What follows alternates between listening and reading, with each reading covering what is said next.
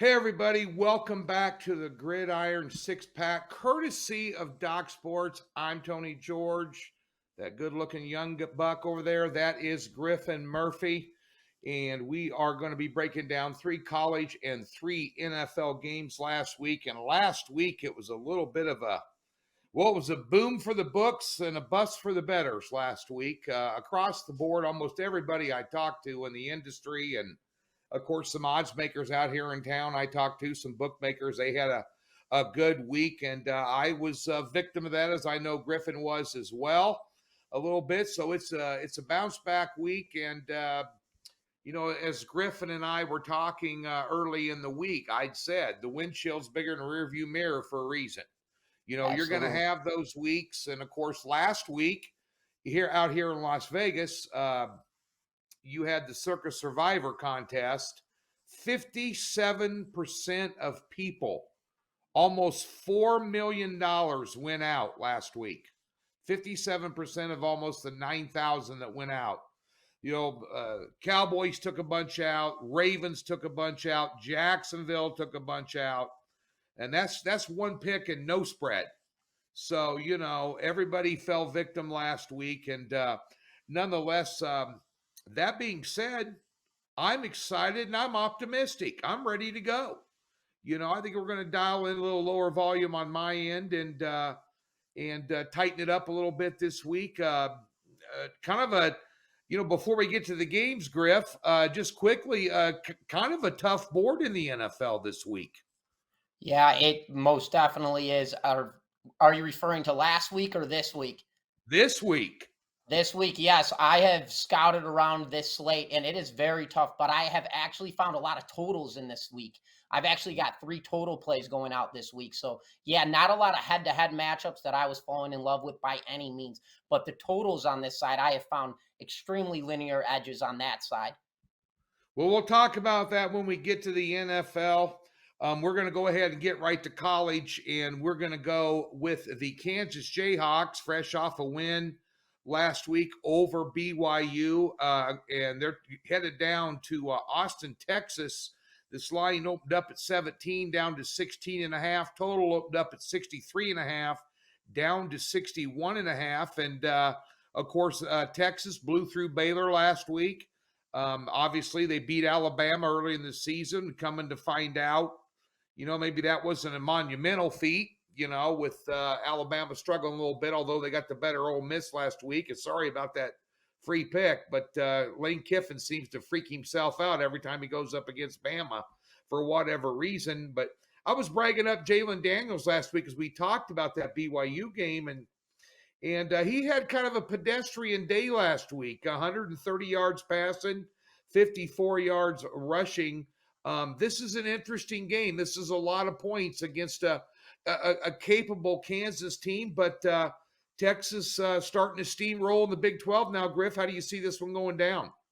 Absolutely. Yeah, Tony, before I do, you guys already know where I'm going with it. If you guys want more free sports picks and content like this, head on over to our YouTube channel. Make sure to give this video a thumbs up, smash that subscribe button, and turn on those notifications. That way, every single time we drop another free sports pick, you guys will be notified. And don't forget, guys, if you want to capitalize on that $60, go ahead. Free $60 at the top of your screen right there. Go ahead, email, first name, last name, submit. $60 parked right into your account. But rolling into this game, Tony, yes, we have Texas rolling in with Kansas right now. And this is going to be a very weird game in my eyes. Looking at the way Kansas played last week, I already told you I wasn't sold on BYU. And BYU gave them an absolute run for their money. Something to keep in mind is this Kansas team has scored over 30 points offensively in all 4 games of their schedule this season. But against BYU last week, 2 of their touchdowns were against on the defensive side. And right now, looking at this, Kansas really has had a somewhat easier schedule, to say the least. Playing Illinois and BYU, we've already kind of seen Illinois be exposed. They're not really that great team that we expected to see going into this 2023 season after the 2022 season. And then you look at a team like Texas, and Texas is absolutely steamrolling right now. They have already taken out Alabama on the road. Now this game is in Austin, and Steve Sarkisian, absolute stud head coach. And let's talk about that matchup against Baylor last week. This defense for Texas did not allow a single touchdown the entire game. They averaged Baylor on that defensive run game 1.9 yards per carry, which was absolutely outstanding. So breaking this game down, we already know Quinn Ewers, absolute top 5 quarterback in the nation. He's a stud. Weapons across the board in the backfield, offensive line, receiving core, and their defense. Tony, looking at this game from the way Kansas played last week, and I was just not impressed by Daniels by any means, along with their offensive front.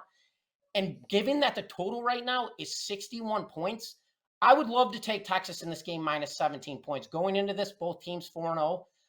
It's too many points for me to jump on a line like that. But the under in this game at 61.5, that is where my eyes light up. So I love the under in this game, Tony. My pick going into this matchup is going to be taking that under at 61.5. Rolling, though, into this next slate, Tony, we've got an SEC matchup. Saturday, 1 p.m. Eastern time. We have Florida rolling into Lexington, Kentucky. Kentucky is currently a 2.5-point favorite, total 45.5. Right now, Florida's rolling in at 3-1 on the season, facing an undefeated Kentucky Wildcats team. Kentucky has yet to been put to the test yet this season. They've beat teams like Ball State, Eastern Kentucky, Akron, and Vanderbilt. Right now, this is a statistic to throw at you guys. Kentucky leads Florida all time 107-41. Tony, what is your take? Well, 3 words. Wrong team favored.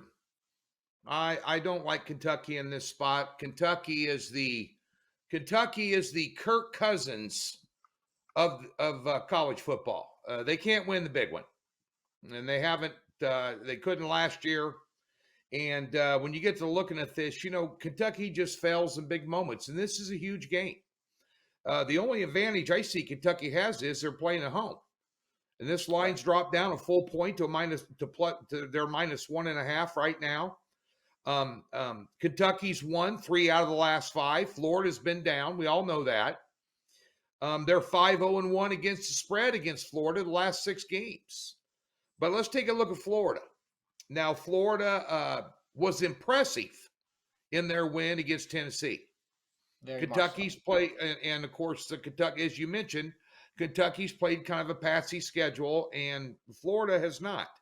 And their loss was to Utah. That's a game where they outgained Utah 346-270.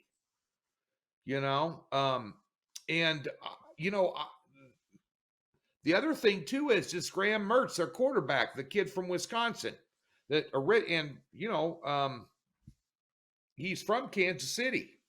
Everybody in the Big 12 was after this kid, and then of course Wisconsin gets him, but he's 78%, 4 touchdowns, 1 pick on the year, 78% completion rate. And on top of that, Kentucky going to want to run the football a little bit here.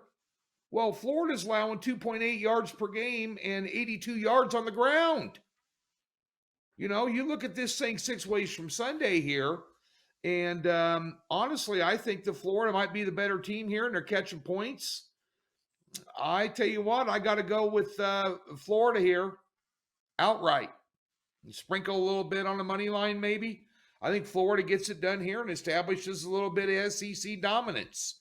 As we get into the thick of the conference season here, I can't trust Kentucky.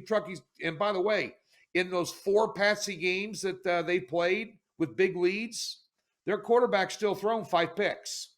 That's over a pick a game. A team like Florida, you do not want to give extra possessions to, especially when they're stuffing you on the ground and you're forced to throw the ball. I've seen this movie before. I know what the ending is. So, it's like watching one of these Hallmark movies with my wife. At the end, everybody loves everybody. Regardless of circumstances, the guy gets the girl. So right. I think the Gators get Kentucky this week, and we're going to switch gears here to the Mountain West Conference, a conference that I love betting. And San Diego State taking on Air Force. Now, Air Force was a pick that I had last week against San Jose State, a premium play. I believe it was on Friday night. So they've had an added day here, but they were down, I believe, 20-10 or something like that in that game, and came back and just stuffed them in the second half. And they've got one of the best defenses, if not the best defense, in the Mountain West. They were number one last year in yards per game. They're also number one at rushing the football here, Griff. And, I've watched a couple of San Diego State games, and they kind of like to give it up on the ground a little bit, which I don't know if that's a recipe for disaster or not. I got this line around 10.5, 11, total 43.5. Big one here in the Mountain West. I think going into this, at least in my eyes, San Diego State has been a perennial power in this conference. And this year, Brady Hoke's, they're struggling a little bit, buddy. And Air Force, they're by the way, Air Force has got one of that coach at Air Force, Griff. He's not going to be around there much longer. He's a good football coach. His name's popped up last year even for jobs. So interesting battle here. Yeah, that's just the thing. And when I look at this, Brady Hoke's head coach, I mean, he's kind of dwindling down, to say the least, for San Diego State. He's got 3 full seasons under his belt right now. In 2020, he was 4-4. He took over. 2021, 12-2. Then the decline began in 2022, going 7-6. Now opening up at 2-3 in the 2023 season. Their defense has been nothing less than atrocious. Their defensive line has gotten blown up, to say the least. And right now, looking at this game with the way Air Force runs, we know they run that triple option offense. They run the ball down your throat offense. And they're going to score points. They're going to drive over this San Diego State weak defense. They have been struggling. And they just allowed 34 points to Boise State. And they lost that game. Looking at this now in a backtrack, offensive coordinator Ryan Lindley even mentioned in this game. So this is where I want to talk about this with points. We need to throw the ball more. Their offensive game with San Diego State, their run game has been atrocious. They need to air the ball out. And they have a solid quarterback. He's a very, very big dude. His accuracy, it's not all of there, but he needs more attempts. He needs to be throwing the ball more. And Ryan Lindley said in a press conference earlier this week, we will be throwing the ball more. And we already know Air Force is going to be driving that ball down their throat. And we already know San Diego State's defense has been declining. So looking at this game, considering the fact that Boise State just scored 24 points off of them, Air Force powerhouse running team, and I expect San Diego State to score points. Air Force does not have a dynamic defense. They have a good defense. They do not have a dynamic defense. So looking at this over-under in this game right now, I've got it at 43.5. I think this is a little light. I love the over in this game at 43.5, Tony. So that's my play, rolling the over in this game with Air Force against San Diego State. And rolling into the next game right now, Tony, we've got NFL coming in hot. And let's try and make this game as exciting as possible. The game of the week, Tony. Who's going to take that first victory? Sunday at 1 p.m. Eastern time. We have Denver rolling into Chicago. Chicago is a home dog at 3.5 points, total 46.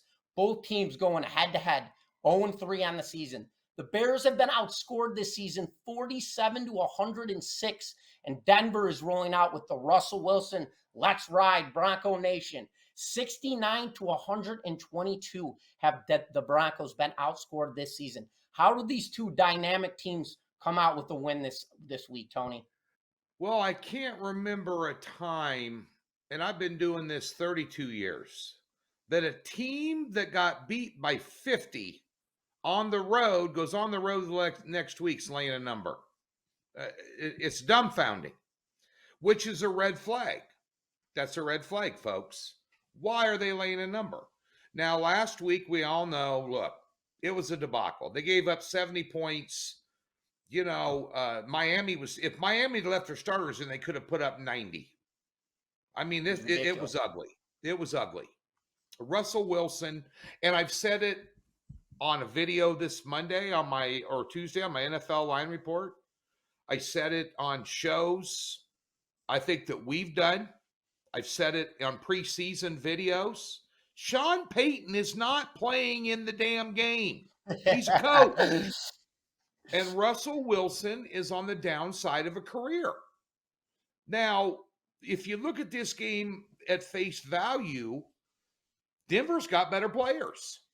They got better. Chicago doesn't have any wide receivers. No. Fields can't read a defense to save his life. But now last week in Chicago's defense, it was the perfect storm. You're playing a pissed off Kansas City team, that performed badly against Jacksonville offensively.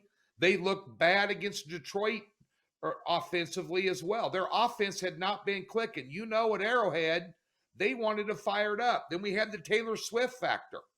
We got the Swifties in the house now with Kelsey. Oh, God. I know, and my wife loves the Chiefs, but I'm getting sick of the Swiftie thing already. But that being said, Travis Kelsey's happy. His merchandise is up 400% in sales. He went to the number 3 selling jersey in the country, gained 300,000 social media followers. But then again, for Kansas City's sake, that's a distraction. But we'll worry about that later. But so they were playing Kansas City in a foul mood at home with a lesser quarterback. Their defensive coordinator resigned in the middle of the week due to some sort of misconduct going on. You had Justin Fields blaming the coaches for his performance at Tampa Bay. You had the whole perfect storm going into Kansas City. And if you don't have your A game against Kansas City, they'll whip your butt. I don't care who you are. I don't care if you're San Francisco, Philadelphia, Buffalo, Miami. You don't bring your A game against them at Arrowhead, you are toast. That's just the way, 5 AFC championship appearances will prove that to you. But that being said, you take a look at this game, Denver, better players across the board. Now, I saw a statistic, a team in the NFL, this is going back like 20 years, that got beat by more than 26% over the spread the week before is like an 85% cover the following week. So that raised my eyebrows a little bit. But what is more alarming is exactly what Griffin opened up this entire game with. How many points these two teams have given up this year. It's pathetic. It's beyond pathetic. Give me over 46 in this game, folks. Give me over 46. A lot of people are going to raise some eyebrows. Neither one of them, get laid in a monkey whorehouse just full bananas on offense. I got news for you. There's going to be some scoring in this game. I'll guarantee you that. Mark my words. Let's switch gears. Speaking of debacles, the Baltimore Ravens at home could manage 19 points against a backup quarterback-led team in the Indianapolis Colts. And now the chore gets a little bit tougher, Griff. They go on the road to a Browns team where Deshaun Watson came out of his shell last week, and the defense continues to pummel people. Baltimore on the road, catching 2.5, total 41.5. Your thoughts on this divisional matchup? Yes, so this is a very, very weird matchup, Tony, and I want to eye out one particular guy, and that is obviously Lamar Jackson. We all know how capable Lamar Jackson is on his feet. He is extremely fast in the pocket, and this game is going to come down to, we know Cleveland, they have a phenomenal defensive line, and they are going to put the pass rush on Lamar all game, which is going to signal out defensive coordinator for Cleveland, Jim Schwartz. He has already mentioned there's going to be a lot of man-to-man coverage in this game because we all know Lamar Jackson is not great on his slant passes, his quick passes. Lamar Jackson is much better airing the ball out. So they want to limit as much time for Lamar in the pocket as possible to get the ball out. The trouble with that factor is you're playing man-to-man coverage and Lamar does find his way outside of the pocket. Well, he's going to tuck it and run for at least 20, 30 yards and keep stretching out possessions. And on top of that, man-to-man coverage, we know Lamar's arm. He can find guys. He can make things happen in the air by all means. And then you go over back to this Baltimore defense. And this is where it's going to get really interesting for me, is because Baltimore runs a hybrid defense. It's a very, very utility-based defense that it's very adjustable. And when you play a team like Cleveland, who has Deshaun Watson, who is a very similar quarterback to Lamar Jackson, very fast in the pocket, he can air it out, he can tuck it and run. But when you're playing a hybrid defense and you've got a guy like Roquan Smith as your linebacker, not only is this guy fast as all hell, but he's also, his IQ is up here. He's a very, very smart linebacker. He's the type of guy that is going to disrupt this run game. He is the type of guy that is going to disrupt the play action fake for this Cleveland Browns team. So looking at this game right now, I love actually Baltimore in this game for the reason of being there's going to be man-to-man all game. It's going to separate the entire game. And that is going to give Lamar a lot of opportunity to run with the ball and air it out. Yes, there's going to be a lot of if factors in this game, but with Roquan Smith on that defensive side, with that hybrid defense, I think they're going to capitalize on Deshaun Watson. Yes, did he absolutely blow up last week against Tennessee? He did. But this is a completely different defense, Tony, by all means. This is not a Tennessee defense that we're talking about. This is a Baltimore Ravens defense. They're a mid-pack defense, but the way that they handled that hybrid against a team like the Cleveland Browns, I love the way that this matchup kind of contains itself and edges its way out corner to corner. So Tony, I love the Ravens in this game with the points. My play is going with Baltimore plus 2.5. And rolling into our final game, we're heading into London, Tony, to kick off Sunday NFL. We've got a 9:30 a.m. start. Atlanta versus Jacksonville. Jacksonville is a 3-point favorite in this game. Total 43.5. Jacksonville is rolling into this contest 1-2. Utterly disappointing start to the season, to say the least. I love their offense before this 2023 season started. I mean, Ridley, Kirk, Ingram, weapons across the board. And Atlanta, on the other hand, rolling in at 2-1. Their run game's outstanding. They're currently 9th in the NFL in rushing yards. And on the defensive side, they're 8th in yards allowed per game. Tony, what is your take? Well, first take is somebody lost a steak and a beer on the show last week. Oh, I know, man. I know. That would have been you. So I'm going to give you an opportunity. I'm going to give you an opportunity to double or nothing. Now, if you lose, it's going to be steak, lobster, and beer. So I'm going to get a little surf and turf going on when you come to town. Tequilas in there too. A couple tequilas in there too for me. There you go. Well, that being said, I'm going to go ahead and take Cleveland in that game. I'll take them on the money line, but I'll lay the 2.5 with you, brother. You're on. That being said, this game here, you mentioned Atlanta in positive terms, and I'm trying to figure out why. Atlanta sucks. Last week, with that run game that they have, and by the way, Jacksonville has been a staple in London for years. They love going there. Matter of fact, they're playing back-to-back games in London. They got another one after this. That being said, there were 3 teams last week, actually 4 teams last week, that weren't ready to play a football game. Dallas did not prepare. They were not well coached for Arizona. Jacksonville thought they had a pushover in Houston, which a team that always plays them tough. They've covered like 8 in a row or 8 out of their last 9 against those guys and beat them a bunch of times as an underdog. Why you not getting ready to play that game is beyond. Maybe they were getting ready for bangers and mash and Yorkshire pudding. I have no idea, but they weren't ready to play a football game last week. Baltimore, same way. Playing a backup quarterback, no big deal. You know, Jacksonville is better than what you saw last week. And this falls under the category of what you saw last week. Don't put a lot of stock into it. Jacksonville is a hell of a lot better team than what they were last week. They got better players across the board than what, and I'm talking ATN at running back is a damn good running back. Robinson's still a rookie. Bijan Robinson over there at Atlanta. But Atlanta last week could not score on Detroit. That vaunted running game, that 1-2 punch at running back you hear so much about. Well, Ritter threw the ball 38 times in that game and ended up with 139 yards and that highly rated rushing attack they have. 44 yards. Folks, I'm telling you what right now, in my opinion, that does not travel well. Give me Jacksonville to redeem themselves in a place they're very familiar playing. They're at Wembley. They go every year. I like Jacksonville minus the 3 in this game. As we mentioned, folks, last week was a little bit of a rough one for everybody. And that's one thing about being on Docs. That's one thing about doing this 32 years.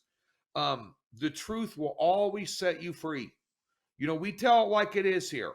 And in the immortal words of legendary sports bettor Billy Walters, it's chicken or feathers. And last week it was a lot of feathers and not a lot of chicken. So this week here, we are going to get it done for you here.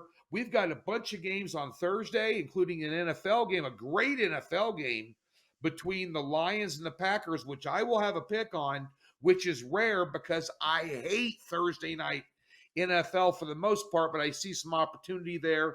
We got college games that day. We got some great college games on Friday. Big Pac-12 game. There's some good game. BYU is taking on Cincinnati. There's a couple others. And then we may have a pick Friday night in college and then roll into the weekend. Low volume, high return. Give me a chance to earn your trust back here this week after a bad week last week. I mean, college was 2-3. It wasn't a total disaster. But the NFL, we won with Philly on Monday night. But we haven't put our card together yet as of Wednesday of the taping. Highly unlikely I'll have any big, huge top play unless I just single one out and go all in on that one, like on Sunday, because it's a little bit of a tough board this week. But you can look forward to getting over Docs. Take advantage of that free $60. Catch me on the rebound this weekend. Griff, what's up? Yeah, so Tony, I've actually eyed out. So I did not have the greatest weekend by any means, to say the least, at all. It was a tough weekend, yes. So I have gone ahead for my Saturday. I have cherry-picked 2 of my favorite games. And I have one game that is a 6-star right now. It's a 5 to 6-star. I'm waiting on a line adjustment. If I can get that extra half a point, I'm going to capitalize on it. So I've got 2 plays picked out.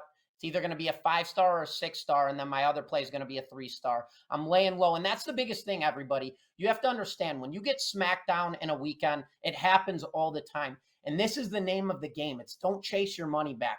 It's find yourself, get your confidence back, pick up a win, get a winning weekend under your belt, and then you come back hot the following weekend. This is not a chasing game. This is a game of sustainability to stay in the game for the following week. So I've cherry-picked 2 games in the college slate. I got banged up last weekend, so I've been scouting all week, and I love what I've seen. I found some very good, valuable picks. On the NFL slate of things, I've actually got 4 plays already nailed in that I absolutely love. 3 of them are including totals, and I'm powering out a 6-unit actual play, and that play goes out at 4:25 p.m. Eastern time on Sunday. So on the NFL slate, we are completely covered. I got 4 plays going out. On the college football slate, we are still indigested with that 5 to 6 unit star play. I'm still kind of waiting on that. I want a line adjustment, and I think I'm going to get it. If I get it, I will bump that to a 6 unit. If not, it's going to remain a 5 unit. But that's where I'm at with this weekend slate, Tony. Sounds good, Griff. Well, folks, somebody told me a long time ago, in this business, don't look for excuses, look for solutions, Right. And last week, I'm still pissed. But tell you what, I'm determined. We're going to be a good week this week over Docs. And don't forget, there's 10 other guys over there. We got a consensus service and at Doc Sports. We give you the free $60 link in the description below. You see the link at the top of the screen here. There's also a tab in the upper left-hand corner, and that's exactly what it is. Free $60, no strings, no hassles. Come in, give us a sample try, and let's get it done this weekend of football. Folks, we appreciate you tuning in to Doc's Gridiron 6-Pack. Let's get some winners here on the freebies. Let's get some winners in the premiums, and let's see you back here next Wednesday again. Thanks for tuning in. This is the Gridiron 6-Pack, ladies and gentlemen. We will see you guys next week. Fire up.